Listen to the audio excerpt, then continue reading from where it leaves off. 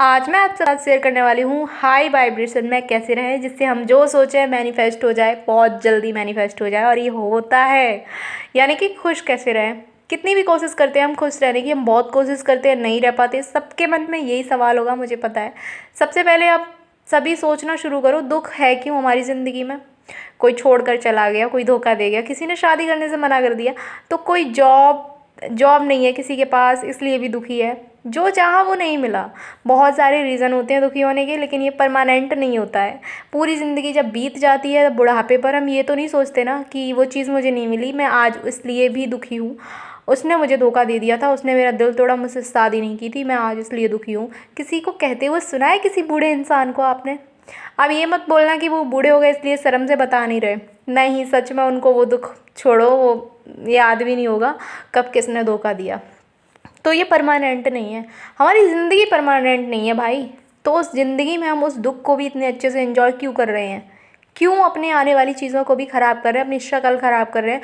Vibration तो ख़राब कर ही चुके होते हैं हम ये क्यों नहीं सोचते कि ये हमेशा के लिए नहीं है, ये चला जाएगा। और मैं खुश रहने लगी, मैं खुश रहने लगा, तो मुझे महसूस भी नहीं होगा उतना जितना हो रहा था अब तक। खुश रहने की वजह सच में नहीं ढूंढनी चाहिए।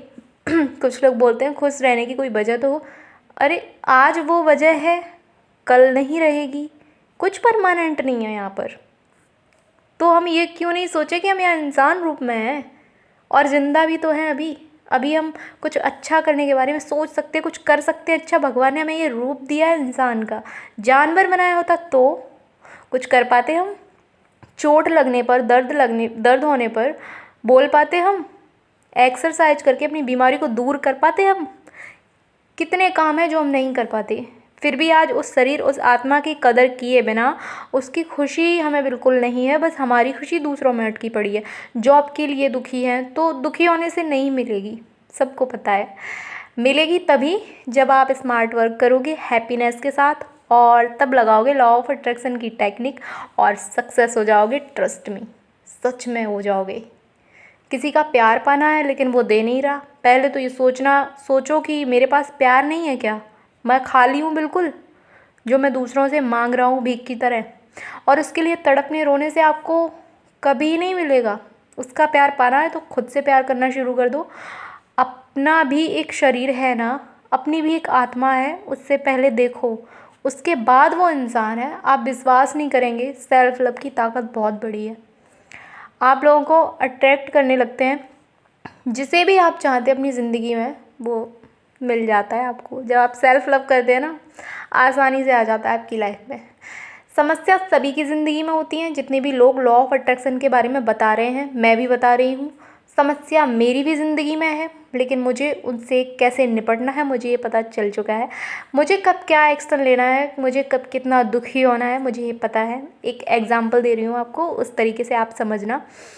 रिश्तेदारों में से कोई बीमार पड़ गया, कोई ज़्यादा बीमार पड़ गया, वैसे एग्जाम्पल है, कोई बीमार नहीं पड़ा और ना पड़ेगा, ऐसा मैं सोचती हूँ। तो मैं वहाँ ये नहीं करूँगी कि मैं रो रही हूँ, मैं चिल्ला रही हूँ, मैं भगवान से बोल रही हूँ बचा लेना उसको, मैं इतने का प्रसाद चढ़ाऊँगी उसे बचा लेना। हाँ, ये नॉर्मल है। मैं जब सुनती हूँ, इंसान हूँ मैं, थोड़ी देर के लिए दुख आता है मन में, सबके आता है। फिर सोचती हूँ मैं कर क्या लूँगी दुखी होकर।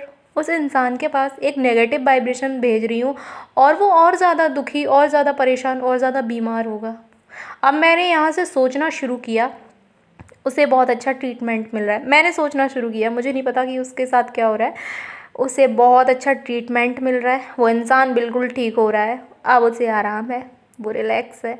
मैंने खुश होकर सोचना शुरू किया, मैंने अपने आप को समझाया, मैं खुश हुई, और मैंने ये सब चीज़ें सोचना शुरू की।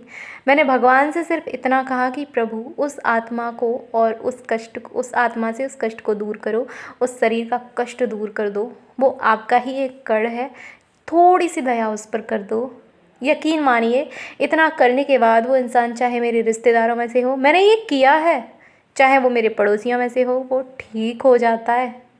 भले ही और लोग उसे नेगेटिव वाइब्रेशन पहुंचा रहे हैं कि हाय बहुत बीमार है, नहीं बचेगा, अरे कुछ हो जाएगा, लेकिन पॉजिटिविटी में इतनी ताकत होती है ना, और भगवान की कृपा के आगे वही नेगेटिविटी वहाँ टिक नहीं पाती। तो ये रास्ता सही था या वो जो आपने रो धो कर उसके लिए किया, जिसमें आपको भी दुख हो रहा है, उस इंसान के पास वही चीज़ें जा रही हैं। तो ऐसी बहुत सी कंडीशन हो सकती हैं जो आपको दुखी कर सकती हैं। आपको उनसे निपटना सीखना होगा और ये धीरे धीरे आप सीख जाओगे।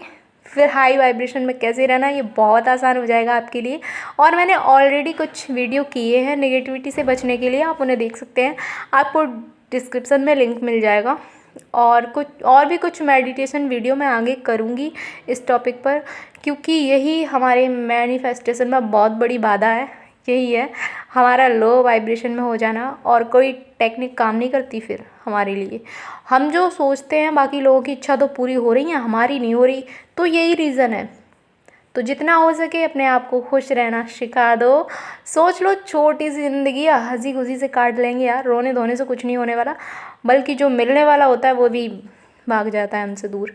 हाँ, दुख आता है जीवन में, रोना भी आता है, तो थोड़ी देर जी भर के रो लो, बस थोड़ी देर, उसके बाद नहीं।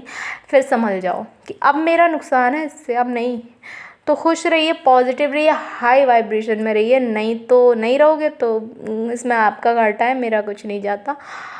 Love you all.